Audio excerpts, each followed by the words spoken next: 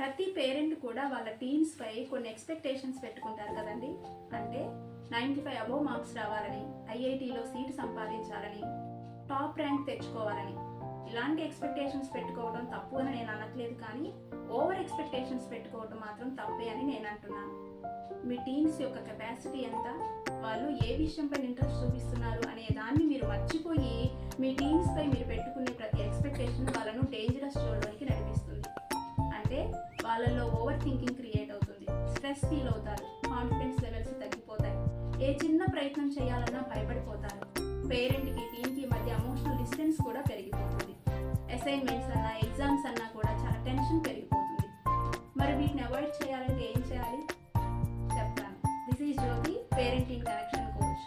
My dear parents, మీ teams దేనిపైన ఎక్కువ ఇంట్రెస్ట్ చూపిస్తున్నారు, వాళ్ళ కెపాసిటీ ఎంత, దానిని బట్టి వాళ్ళ యొక్క గోల్స్ మీరు సెట్ చేయాలి.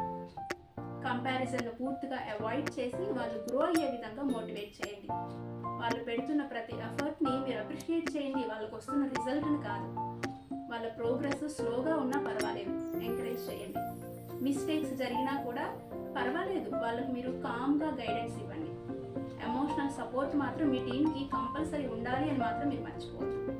ఈ వీడియో కనుక మీకు నచ్చినట్లయితే లైక్ చేయండి, షేర్ చేయండి, ఛానల్ని ఫాలో అవ్వండి. Thank you for watching.